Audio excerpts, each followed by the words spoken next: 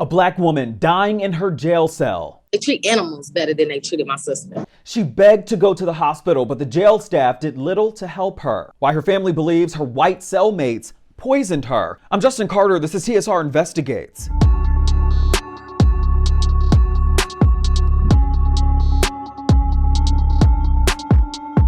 23-year-old Taneasha Chappell had been at the Jackson County Jail in Indiana for about 2 months on theft and fleeing from police charges, and she was one of the only black female inmates there.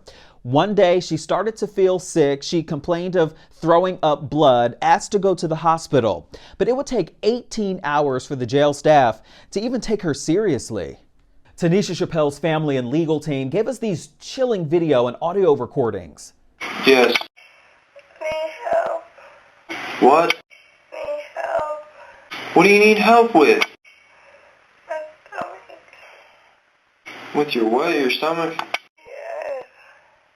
I mean, I don't know what you want me to do unless you're coughing up something crazy. I need a nurse. About an hour goes by. I need to go to the hospital. You gotta go to the bathroom. I need to go to the hospital. To the hospital? Yes. What's wrong? I'm throwing up blood. I'm throwing up blood. You're throwing up? Blood. Another hour. I'm dehydrated. My whole bucket is full with vomit. I'm throwing up blood. Yeah. Did you hear me? Yeah, I'm calling my sergeant. Chappell would buzz jail staff several times that night.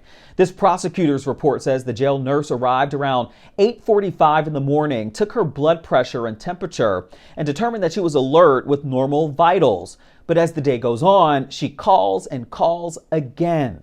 I'm throwing up in my sleep. Surveillance video showing Chappell naked, covered in her own waste, doubled over a trash can. She then lays down. Can you come do something? What's up? Do you not see that we got a naked lady on the floor in here? It takes staff 7 minutes to even respond. She's then escorted to a holding cell with other inmates. Minutes later, a cellmate now calls for help. If she needs something, she'll have to hit the button. I need help. I just need help. Taneasha Chappell in audible pain, moaning, begging. You can see her stumbling over other inmates in her cell. Investigators say she was moved to a private holding cell, took off all her clothes, lost her balance, strikes her head on a metal bed frame. Investigators say jail staff went to go check on her several times and asked her to put on her uniform so they could take her to get some medication. But Taneasha could barely move. One jail staffer even suggesting that Taneasha is faking and threatens to leave her. This is just making us think that you're faking it. So if you're not going to get up and get dressed, we're going to leave you alone. And you can sit there and just suffer. Oh God, please. Step out, Wendy. Leave the uniform there, step out. Not in kindergarten. 15 minutes later, they finally take her to the hospital, but it was too late. She was pronounced dead 2 hours later. So it was heartbreaking to, watch your loved one just fight for so long, like just beg and plead. Ranisha Morrell says that the 2 months that her sister Taneasha was at the Jackson County Jail, she complained about her white cellmates. They had got upset because my sister had the TV day. So it was her turn to watch whatever she wanted to watch. Well, they took the remote from her and they got into it about a remote.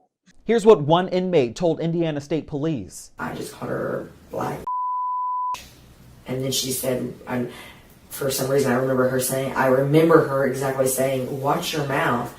And then I yelled about 50 times. The Shade Room has learned that the Jackson County Jail does provide cleaning supplies for inmates to clean their cell and common areas. She had some type of chemical, and they have yet to produce these chemicals that are used in their cells. Has she ever had any history of, medical ailments or, what's her medical history like? My sister do not have no major health issues. She was 23 years old. She went in perfectly fine. The autopsy came back and Chappell's death was ruled undetermined. A forensic pathologist concluded that she died of probable toxicity of an unknown substance. This all while the ER report noted originally that there was concern that she ingested ethylene glycol or methanol. Detectives also overheard hospital staff say Chappell's symptoms were similar to antifreeze poisoning that they've treated in the past. She had yellowing around her lips and eyes, green vomit, and dark red urine. Here's what a hospital nurse told Indiana State Police. Her urine came out very dark red, and I knew that was not a good sign. With her presentation and then seeing that urine, I knew that she was really not well. But the prosecutor's new report, just released in December 2021, it says that lab tests determined that there was no cleaning agents found in Chappell's body fluids or the food containers that she was eating out of. And for that, the Jackson County prosecutor, Jeff Chalfant, wrote in his report that no crimes were committed by the inmates or employees. And there was no findings or conclusions about the standard of care at the Jackson County Jail. The case was closed. Do you, in your mind, think that she would be treated differently if she was a white woman in this case? I most definitely feel like they would have been got her help. It's no doubt in my mind. Morrell says that negligence and racism killed her sister. She's now in a fight to hold the Jackson County Sheriff Rick Meyer and the jail nurse Ed Rutan accountable. They don't need to have that type of power, because all it took was somebody to make that call. When she first notified them, my sister still will probably be here. They need to be charged with negligent homicide, hate crime, and premeditated murder. I did contact the Jackson County prosecutor. He did not respond to our request for an interview. He simply just sent us a copy of that report that he released. Merle says that, though, she is pushing for a federal investigation into the death of her sister, Taneasha Chappell.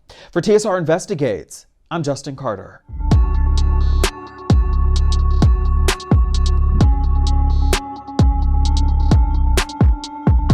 Hello, roommates, and thank you for watching our YouTube channel. Do you want more TSR Investigates? Be sure to subscribe and check us out at theshaderoom.com.